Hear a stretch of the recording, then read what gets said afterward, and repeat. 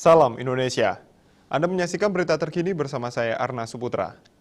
Pemirsa, jumlah kasus COVID-19 baru di Bali pada Senin 8 Februari turun dari sehari sebelumnya.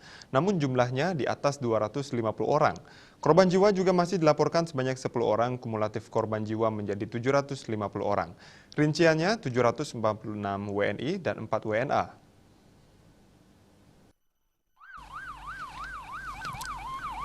Data Satgas Penanganan COVID-19 menunjukkan terjadi penambahan sebanyak 260 orang terkonfirmasi COVID-19. Kumulatif kasusnya mencapai 28.689 orang. Sementara itu, pasien sembuh pada hari Senin 8 Februari bertambah 458 orang.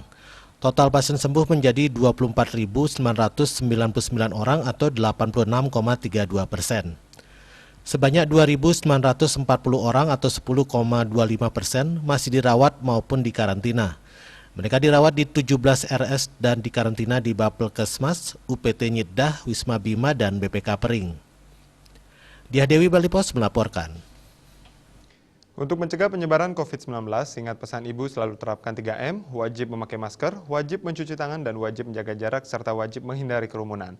Dengan penerapan perilaku 3M, Indonesia segera terbebas virus corona menuju Indonesia maju. Tetaplah bersama Bali TV.